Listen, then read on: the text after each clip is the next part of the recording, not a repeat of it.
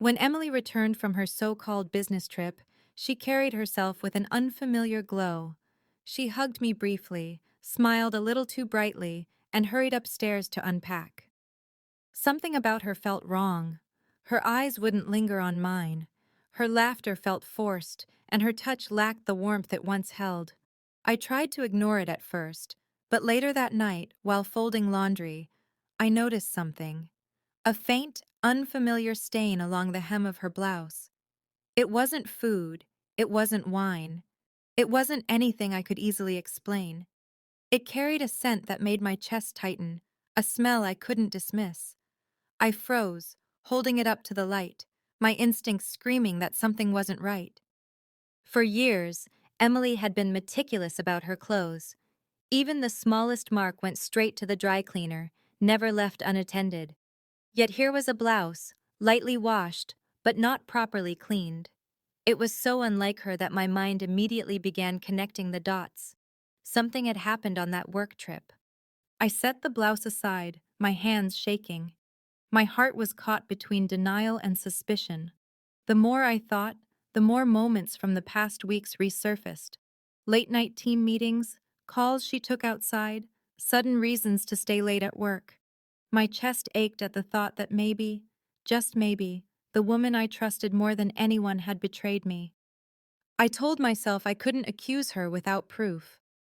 Love makes you cling to the best version of someone, even when your gut warns you otherwise. The next day, while she was out shopping with friends, I carefully sealed the blouse in a bag and drove to a private testing lab. I felt embarrassed even asking, but the technician nodded as if it were routine. I asked him to check for biological traces, DNA, anything. He said it would take a few days. Those words crushed me. The waiting would hurt more than the truth. The days that followed dragged on endlessly. Emily acted as if nothing had changed, smiling, kissing me goodnight, even suggesting a date night to reconnect. Every laugh sounded hollow. Every touch felt unfamiliar. I barely slept. Her lies wrapped around me like chains. I replayed every detail of her trip in my mind. The late-night presentations, the rushed calls whispered and ended quickly, the way she avoided specifics. Deep down, I already knew. Still, part of me clung to hope that the lab results would prove me wrong, that I was just being paranoid. When the call finally came, my heart pounded so loudly I could hardly hear the technician. His voice was calm, professional, but his words shattered me. The fabric tested positive for male DNA, seminal fluid. The room spun. I thanked him mechanically and ended the call, staring blankly at the wall. My hands trembled, not from shock. I had already known, but from the confirmation that the life I believed in was a lie.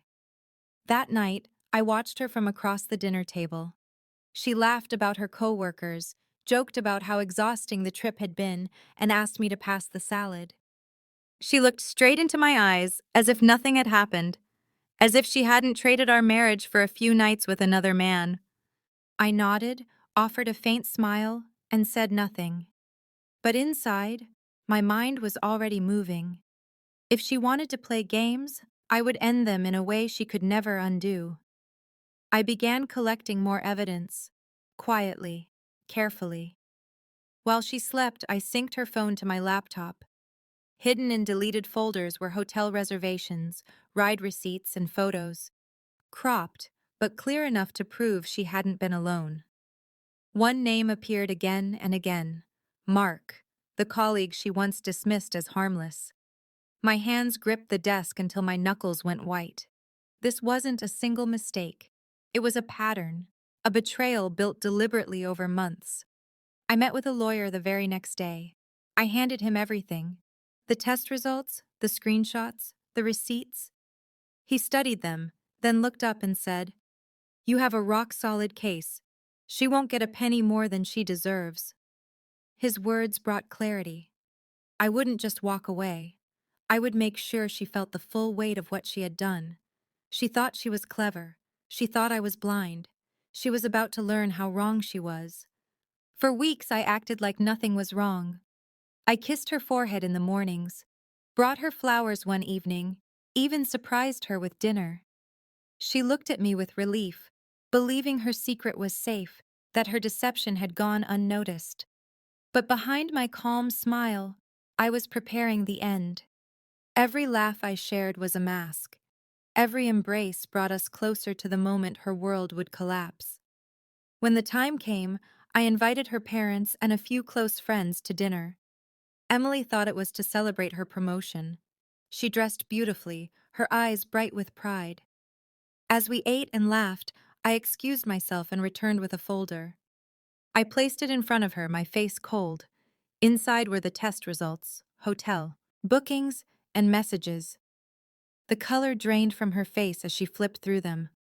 Her mother gasped. Her father slammed his fist on the table, and Emily stuttered. "This doesn't mean anything. It's not what it looks like." Her excuses only thickened the silence. I ended it calmly, with finality. "Emily, you didn't just cheat on me. You gambled with everything we had, and now you've lost. These are divorce papers. Sign them, or I'll let the court drag this out publicly." The room filled with her quiet sobs. I stood, walked away, and for the first time in months, felt free. In the weeks that followed, her life unraveled. Mark disappeared immediately, terrified of scandal. Her parents barely spoke to her, ashamed. Friends drifted away. She called me repeatedly, begging for forgiveness, but I had nothing left to give.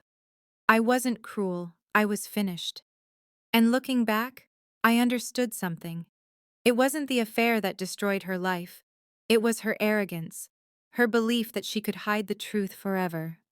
In the end, one careless stain told the story she tried so hard to bury.